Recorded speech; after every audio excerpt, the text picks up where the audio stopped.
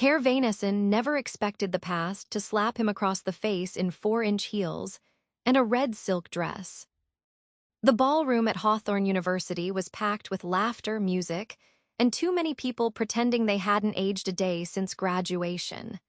Chandeliers glowed above, champagne flutes clinked, and the scent of expensive perfume lingered in the air. Keir adjusted the cuffs of his Brioni tux, the tailored fabric fitting like second skin. He didn't want to be here. His assistant had RSVP'd without his knowledge, claiming he needed a break. A pointless reunion?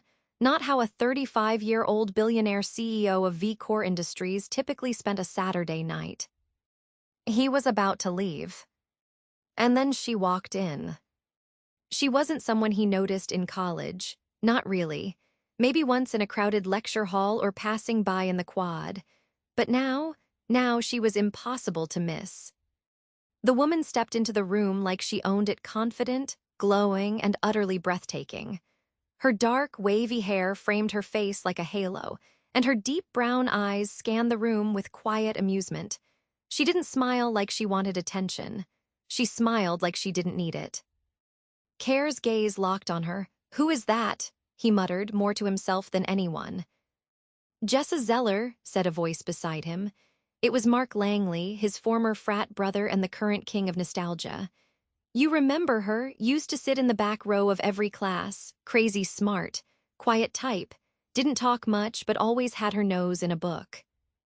Keir blinked. "That's Jessa Zeller." "Yep, the one you called background noise during junior year. Sound familiar?" Keir didn't answer. It did. He remembered the exact moment he and Mark had been grading group presentations on a Friday night, and someone had asked about Jessa's name. Keir had shrugged and said, "She's background noise." He hadn't meant it cruelly, but it was careless, dismissive, and now, looking at her, it felt like a punch to the gut. Jessa's eyes swept the room and landed on him. Her smile didn't falter, but there was a flicker of recognition. Her chin lifted just slightly. Keir took a step forward before he could stop himself. She turned away. He followed. "Jessa," he said, catching up as she approached the bar. She turned, sipping her champagne. "Keir Vanessen, the empire-building legend himself." "You remember me." She tilted her head. Hard to forget a man who once said I was wallpaper. He winced. That was dumb. I shouldn't have said it." "No, you shouldn't have," she said, setting her glass down. "But it's been 12 years. I'm not here for apologies." "Then what are you here for?" "Free wine, and closure, maybe. Don't worry, I'm not holding a grudge. I just didn't expect to be noticed." Finally. "Ouch." Keir laughed under his breath. "You're definitely noticed now." She raised a brow. "Are you flirting, Keir?" "I never flirt with wallpaper." That made her laugh, a soft, surprised sound. "Well, I'm flattered, I think." He leaned a little closer. "What do you do now?" "I'm a professor, creative writing." "Still at Hawthorne?" "Yeah, I stayed. Guess I like small towns." He nodded. "I left the second I could." "I noticed." They stood in silence for a second, the music swelling behind them. Keir's heart beat a little too fast for comfort. He wasn't used to this tug in his chest, this sudden craving to step closer, to ask more. "You look amazing," he said. Her eyes flicked over him. "So do you. I mean, you're basically wrapped in money, so I guess that helps." He chuckled. "Fair enough." "Have you changed?" she asked. He blinked. "What do you mean?" "Are you still the guy who looks through people instead of at them?" "No," Keir said, and he meant it. "At least I hope not." Jessa nodded but didn't answer. She picked up her drink again and headed toward the balcony. Keir followed. Outside, the air was cooler. String lights framed the edges of the terrace, and below, the campus lawn stretched wide and empty. Jessa leaned against the railing, her dress catching the breeze. Keir joined her. "So you stayed and taught kids like us?" "Not like you," she said. "Most of my students actually listen." He laughed. "Touché." She turned to him. "Why are you really here, Keir?" I don't know, he admitted. I didn't even want to come, but now I'm glad I did. Her eyes softened. You don't have to say that. I'm not saying it to be charming. I'm saying it because it's true. For a moment, neither of them spoke. Jessa looked up at him, her expression unreadable. Then she said, You know I had a crush on you once. Keir's breath caught. You did. She nodded. Sophomore year, you were dating some girl who wore 6-inch heels to calculus. I watched you from the back row and thought, he'll never notice me. And I was right. I was an idiot, he said, if I could go back. You can't, she cut in gently. But you're here now, so maybe that's something. I'd like to see you again, Keir said. Her eyebrows rose. Not just here after this, dinner or anything. She studied him as if weighing his words. Then she smiled. All right, one dinner, but if you turn into the guy I remember, I'm walking out. A deal. He offered his hand. She shook it. Her skin was warm, soft, and something electric passed between them. For the first time in years, Keir felt something real. And he wasn't letting it go. The restaurant was tucked into a side street Jessa had never noticed before, a quiet place with no sign out front, only a gold brass lion's head door knocker and the faint scent of saffron drifting from inside. When Keir had picked her up at 7 sharp, she hadn't expected this. She'd assumed some trendy rooftop spot or a flashy steakhouse downtown. Not a hidden gem with velvet chairs, candlelit tables, and a piano playing something slow and aching in the background. Do you bring all your dinner dates here? She asked as a waiter led them to a private table in the corner. Keir didn't hesitate, only the ones who once called me forgettable. She gave a quiet laugh, shaking her head. I never called you that. You might as well have. And yet here we are. He gestured for her to sit before taking his own seat across from her. The table was already set with chilled water, hand-folded napkins, and a tiny floral arrangement that looked too delicate to be real. You didn't pick this place by accident, she said. I didn't, he admitted. It belongs to a friend. We used to sneak in after hours when he was still perfecting the menu. I thought it deserved to be shared with someone who'd appreciate it. So I'm a test palette now. No, Keir said, his voice lower now. You're someone I want to impress. She glanced away, pretending to study the wine list. Careful, or I might think you're serious. What if I am? The waiter returned, interrupting the moment, and Keir ordered the chef's selection without even looking at the menu. Jessa raised an eyebrow. You just trust him to bring you whatever. He folded his hands on the table. I trust people who have earned it. She leaned back slightly. And what does someone have to do to earn your trust? Show up, mean what they say, not pretend to be less than they are. Jessa's gaze lingered on him. That last one sounds personal. Keir didn't look away. It is. The first course arrived handmade pasta with truffle cream, garnished with edible flowers. Jessa picked up her fork, but her appetite had taken a backseat to curiosity. What did you study after undergrad? She asked. International business, then tech development. I started V-Corps in a garage. I've heard the story, she said, but I want to hear the version you don't tell reporters. He considered her. The truth is, I was trying to outrun a version of myself I didn't like. The guy who thought success was about being the smartest, loudest, richest person in the room. Now I know that being in the room isn't enough. You have to matter to someone in it. She held his gaze. So who are you trying to matter to now? He didn't answer. He didn't need to. The second course arrived, grilled sea bass over saffron risotto. The flavors were delicate, intentional, like everything about this evening. You've changed, she said finally after a few bites. Not just the clothes and the titles, you're different. I had to be. Otherwise, I'd just keep being the man who looked through people and called it focus. She looked down at her glass. I almost didn't come to the reunion. Why did you? A closure. He waited. But it's not just that anymore, she added. almost like she was thinking it aloud for the first time. It's strange, sitting across from someone who once barely saw me and realizing I'm not angry anymore. I'm just curious. About what happens when people change, and whether it's real. Keir leaned forward slightly, then let me keep showing you. The third course was a surprise, a dish she didn't recognize, fragrant with cinnamon and orange zest. She took a bite and closed her eyes. That's dangerously good. Keir smiled, not smug, not performative, just pleased. I wanted tonight to be different, he said. Not some show, just honest. She nodded slowly. So far it is. The pianist shifted to something slower.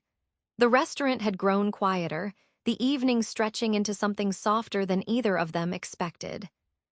Do you still write? He asked. Her eyes flicked to his. You remember that? I remember more than you think. She paused. I do mostly short fiction, some essays, nothing big. Why not publish? Because I'm not sure anyone needs to hear what I have to say. I do. She went still. The words weren't flirtation, they didn't carry that playful edge. They were simple, honest. She looked at him like she was seeing something new. You make it hard to keep my guard up. Good, he said. You shouldn't have to. They lingered over dessert, something with lavender and dark chocolate, and when the check came, Keir didn't touch it. The waiter simply nodded and left. You had them comp it. I own half the place. Jessa blinked. Of course you do. Is that a problem? No, she said, just makes sense now. They stepped outside into the cool night, the city hushed and golden under the street lamps. Keir walked her to her car, not touching her, not rushing anything. I meant what I said inside, he said once they reached the curb. I want to keep seeing you. She studied his face. You're used to getting what you want. Not always, he said, but I'm willing to work for it. She hesitated, then unlocked her door. All right, show me. He opened the door for her. She stepped in, then looked up at him one last time. Don't disappear again. I won't. As the car pulled away, Keir stood alone on the sidewalk, hands in his pockets, heart thudding harder than it had in years. He had no idea where this was going. But for the first time in a long time, he wanted to find out. Keir stood on the edge of the faculty lounge, watching Jessa from the doorway as she spoke with another professor. Sunlight filtered through the tall windows, catching in her hair and making it impossible to look away. He hadn't planned to see her again so soon, but the moment his plane landed for a meeting in the same state, he rerouted his schedule and pulled every string to get an impromptu tour of the university.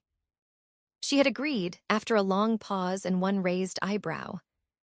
Now, as she laughed at something her colleague said, Keir found himself paralyzed not by nerves, something he hadn't felt since his early 20s, but by the clarity of knowing he was in uncharted territory. He wasn't here to impress a board, close a deal, or win an acquisition.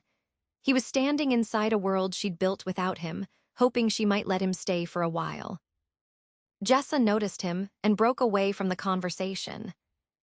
Didn't think you'd actually show, she said as she approached. I told you I would. You also told me you had meetings in Zurich.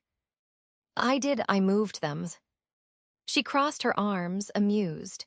You moved international meetings to walk around my campus. I thought you liked honesty. I do. I just didn't expect it to be this inconvenient for your billion-dollar schedule. I'd argue it's the opposite of inconvenient, he said. I've had more peace in this town in 24 hours than I've had in years. She studied him, then turned. Come on. If you're going to shadow me like a lost intern, at least pretend to be interested in the architecture. He followed her through the halls, listening as she pointed out changes to the old building's new labs, expanded lecture halls, a student art exhibit in the main corridor. Students passed by, waving at her, a few stopping to ask about office hours. She answered each with patient warmth, like she'd known them for years. You're good at this, he said once they stepped outside and walked across the quad. At teaching. That Caring's. She didn't answer right away. Then you think the two are separate? He shook his head. No, I think I never realized how much work it takes to do both. They reached a bench beneath a maple tree, its leaves still holding onto late summer green. She sat and he joined her, careful not to sit too close. I used to think ambition meant always looking forward, he said. I didn't see the value in looking around. Jessa leaned back, watching two students toss a frisbee across the lawn. I used to think being noticed would change everything, she said. That validation would rewrite the past. And did it? No, she said, but it helped me figure out I didn't need it. He turned to her. Is that what this is for you, me showing up now just overdue validation? She met his eyes. No, I think if that's all it was, I wouldn't have agreed to dinner. He relaxed slightly. But, she added, that doesn't mean I trust it yet. Oh, you shouldn't. She blinked. You're not supposed to say that. I'm not trying to win you with perfect answers. I want you to know exactly what you're risking. That's a bold strategy. It's the only one I haven't tried. She picked up a leaf that had fallen beside her foot, turning it over in her hand. You talk like someone who's used to losing things. I've lost people, he said. Not because they left, because I didn't know how to show up until it was too late. She looked at him then, with something unreadable in her eyes. I'm not looking for a project, Keir, or a rescue mission, or some romantic rewrite of what we could have been in college. As I know. I'm not even sure what I'm looking for. I'm not asking you to be sure, he said. I'm just asking you to keep answering when I knock. She laughed softly. You think you can just keep showing up and I'll eventually surrender? No, he said. I think if I keep showing up and you don't ask me to leave, maybe that means something. She stood, brushing off her skirt. Come on, I'll show you the library, but if you start quoting Hemingway, I'm leaving you on the second floor. He smiled, falling into step beside her. That's fair. They walked in silence for a while, the sound of birds and distant chatter filling the space between them. As they neared the library steps, Jessa paused. I don't know if I'm ready for anything, she said quietly. Not just with you, with anyone. Keir didn't touch her, didn't push. You don't have to be, I'll meet you wherever you are. She looked at him then, really looked, and something shifted in her expression like a door cracked open just wide enough to see light behind it. All right, Keir Vanessen, she said, one more step. I'll take it. And though they didn't touch, though no declarations were made, something undeniable passed between them. Not a promise, not yet. But a beginning, one neither of them had seen coming. Jessa stood at the edge of the ballroom, this time not as a forgotten face in the crowd, but as the guest of honor. It was the university's annual alumni gala, an elegant evening of speeches, donations, and celebration. Her short story collection, The Quiet Between Words, had just won a regional literary award, and the university had decided to honor her for her contribution to the arts. She hadn't wanted to make a fuss. She'd nearly turned down the spotlight altogether, but when Keir had heard about it, he'd insisted she let the school host the event. You've spent your entire life lifting others, he'd said. Let them lift you for a night. Now the chandeliers above cast a golden glow across the room, and the music drifted softly under the hum of conversation. The podium stood empty for now, waiting for her. She tugged at the edge of her bracelet, suddenly aware of the weight of attention. Still trying to vanish when people clap for you. Jessa turned as Keir approached, dressed in a sharp navy tuxedo that made him look like he owned the building, which, knowing him, wasn't entirely impossible. You're late, she said. I waited until the speeches were over. They haven't started yet. I meant the boring ones. She let out a breath of laughter, the tension in her shoulders easing. Did you really fly in just for this? She asked. I flew in for you. Jessa looked down at her heels. You didn't have to. I know, he said. That's why I did.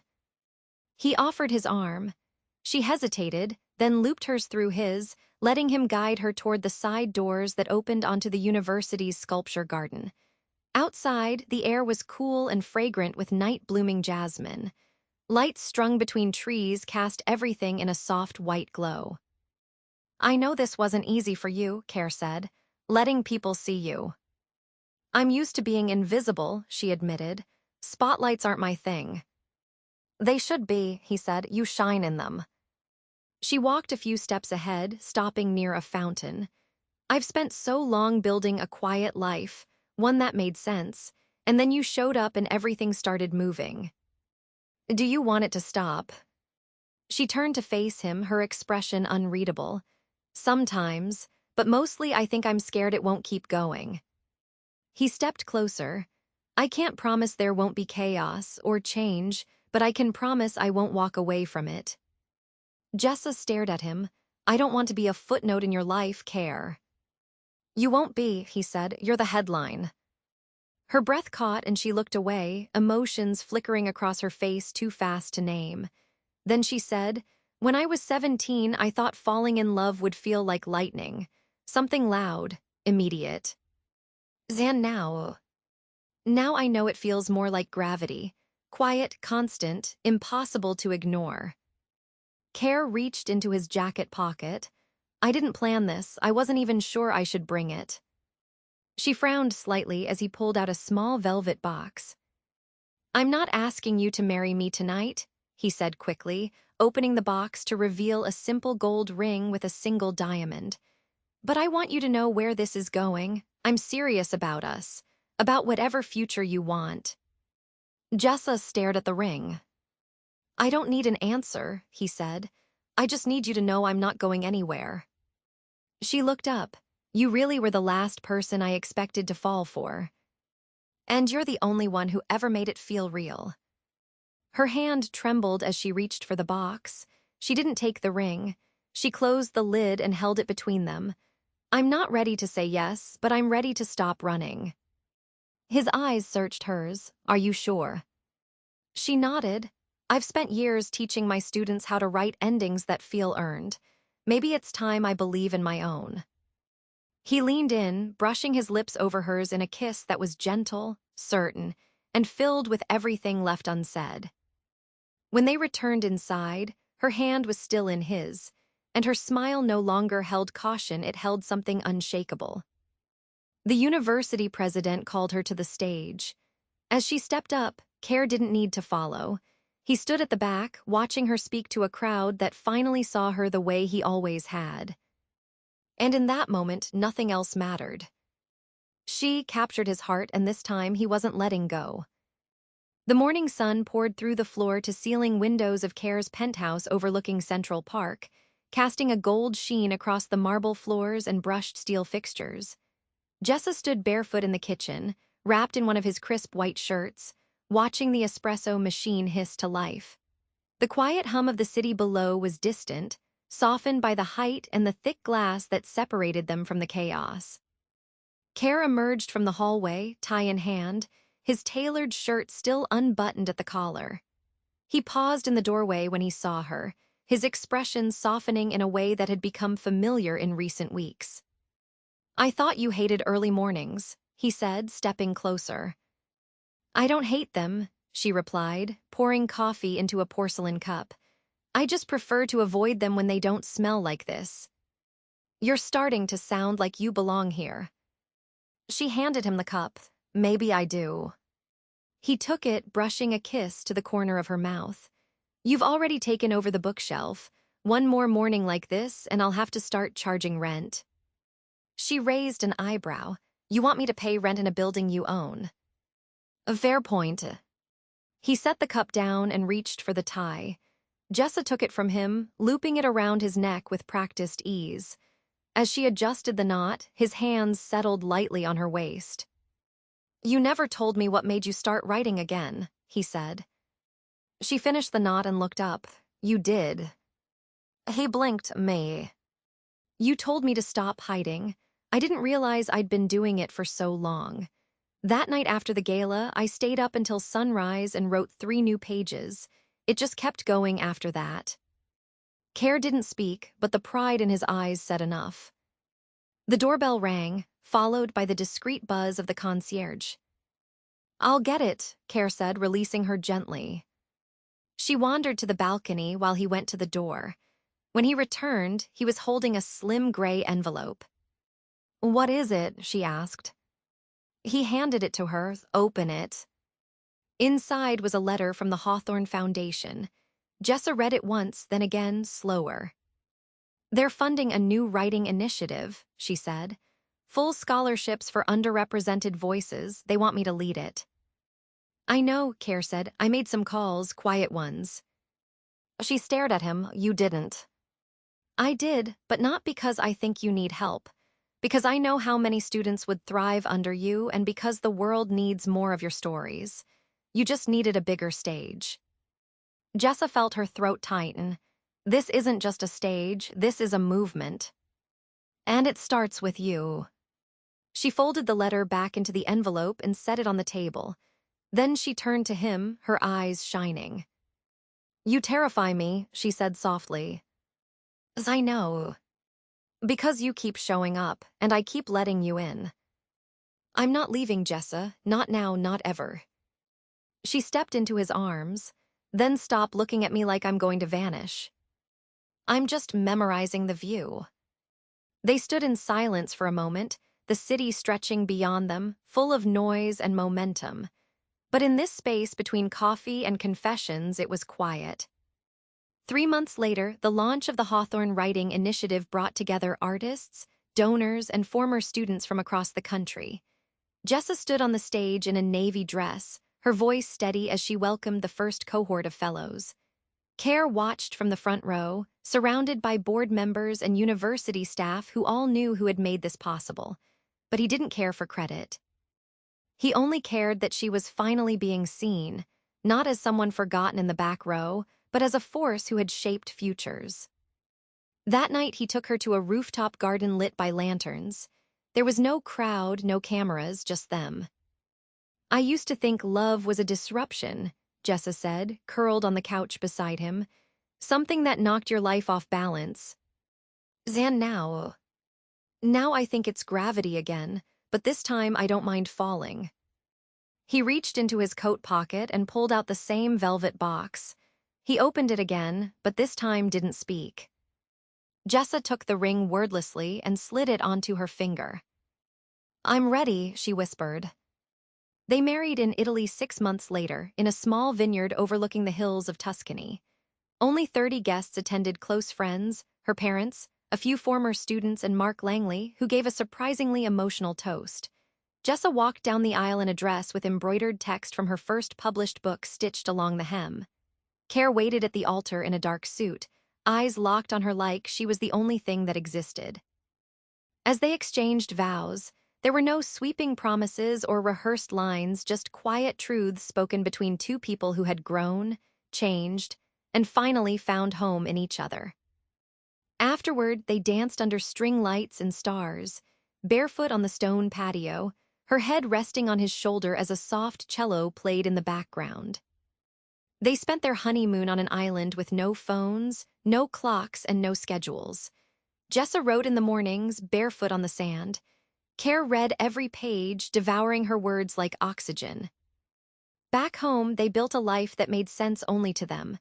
Her lectures filled with students who waited in line to ask questions.